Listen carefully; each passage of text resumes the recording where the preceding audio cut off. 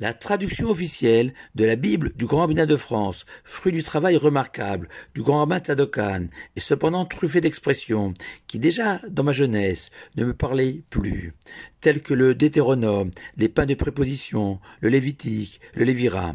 Et parmi ces tournures, à l'occasion de notre paracha de Vaïkra, la traduction de Ohel Moed par la tente d'assignation, terme utilisé dans le domaine judiciaire, m'a toujours étonné. En effet, la Torah raconte dès le début de notre Sidra que l'Éternel a appelé Moshe depuis le Ohel Moed pour lui enseigner les lois des sacrifices.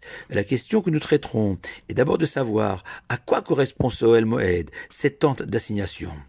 La réponse, paradoxalement, nous est fournie par ce fameux sage des nations, Bilam, dans cette envolée poétique, et en observant les campements des enfants d'Israël, Matovo alecha Yaakov, Mishkanetecha Israël, que l'on traduit ainsi, quelles sont belles tes tentes Yaakov, tes résidences Israël.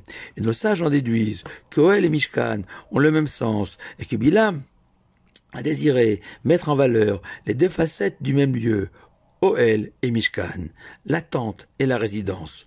Et si Bilam parlait des tentes des enfants d'Israël, de cette synonymie, on peut en déduire que pour le temple du désert, le tabernacle, le Ohel Moed est un synonyme de Mishkan, et que le Mishkan désigne ce lieu dont les trois murs étaient constitués de planches de bois en forme de U, et un rideau était suspendu sur le quatrième côté pour préserver l'intimité du lieu.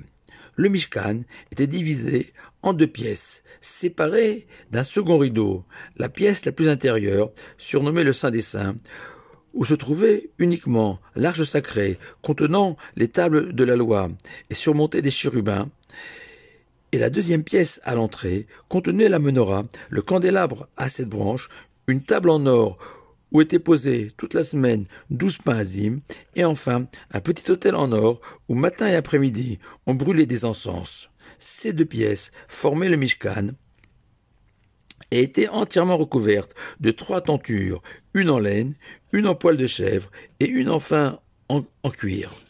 Pour être complet, précisons qu'autour du Mishkan, il y avait une cour clôturée par des espèces de bâches, et au centre de cette cour, un misbéach, un autel en cuivre, où étaient consumés tous les sacrifices des enfants d'Israël. Mais revenons au Ohel Moed et au Mishkan, des synonymes qui expriment chacun une dimension particulière de ce lieu sacré. Mishkan tire son origine de Shachan, résider, car ces deux pièces, séparées d'un rideau, le Mishkan, servaient de lieu de résidence à la Shekhinah, la présence divine sur terre. Prenons un maximum de précautions et signalons pour les plus distraits d'entre nous que l'étymologie de Shekhinah, la présence divine, est bien Shachan, résider. Pour Ohel Moed, Rabbi Shimshon Raphaël Hirsch le traduit par tente de rencontre. En effet, Ohel est bien une tente, tandis que Moed est composé de 2 mots. Le même de Moed est l'initiale de Makom, un endroit. Les trois dernières lettres du mot forment Va'ad, qui signifie une réunion. En hébreu moderne, Va'ad désigne un comité, une commission. Ainsi, Ohel Moed doit être traduit par une tente qui sert de lieu de rencontre entre Dieu et Moshe, au début de notre paracha, ou plus généralement de lieu de rencontre entre Dieu et les hommes, soulignant que non seulement Dieu réside parmi les hommes, mais pas comme un roi enfermé dans un palais inaccessible à ses sujets, non, dans un lieu où chacun est le bienvenu, et c'est cela le véritable sens de Ohel Moed et de Mishkan. Mais allons plus loin avec le Zohar, qui fait remarquer que l'appellation Ohel Moed s'applique aussi au sujet de la propre tente où habitait Moshe, car la Torah raconte qu'après la faute du veau d'or, Moshe, pour marquer sa désapprobation, a déménagé sa tente située au centre des enfants d'Israël et l'a installée en dehors du camp des enfants d'Israël, à la périphérie. Et la Torah écrit que Moshe a pris sa tente et qu'il l'a plantée à l'extérieur du camp, loin du camp. Et Moshe la nomma Ohel Moed, lieu de rencontre. Et la Torah rajoute que désormais, quiconque recherchait Dieu sortait vers cette tente. Et le Zohar s'interroge sur le sens de ce changement d'appellation de Ohel à Ohel Moed. À l'origine, c'était seulement la tente de Moshe, et maintenant elle est devenue la tente de la rencontre avec Moshe. Et Rabbi Abba, dans le Zohar, il voit une forme de déchéance pour les enfants d'Israël, qui avant la faute du veau d'or, la tente de Moshe était une tente comme une autre, accessible à chaque instant. Mais maintenant, après avoir péché, il faut déjà prendre rendez-vous.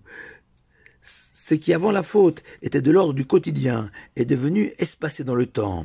Rabbi Elazar, toujours dans le Zohar, par contre, lui, voit dans cette nouvelle appellation une bonne nouvelle pour les enfants d'Israël.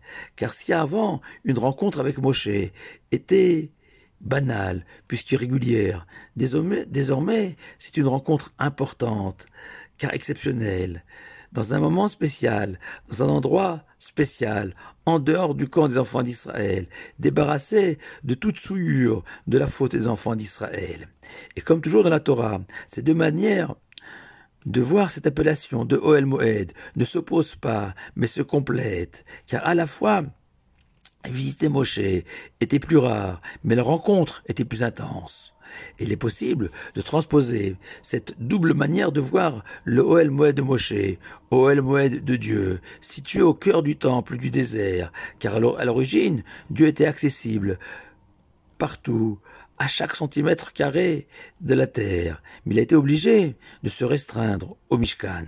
Et de nos jours, nous devons porter le même regard sur nos synagogues qui servent chacune de petites Ohel Moed modernes, ce lieu dédié à la résidence divine, ou bien sur nos fêtes qui sont appelées elles aussi Moed, un temps de rencontre. À la fois nous réjouir de disposer de lieux et de temps pareils, et en même temps s'attrister en pensant que chacun de nos jours aurait dû être un moment de rencontre heureux avec Dieu, et chacune de nos maisons une tente de rencontre avec le Tout-Puissant, un rendez-vous avec le sublime, loin de ces tentes quechua, destinées à l'origine aux randonneurs, mais qui ont envahi nos trottoirs, servant d'habitation pour ces SDF qui n'ont plus rendez-vous avec personne.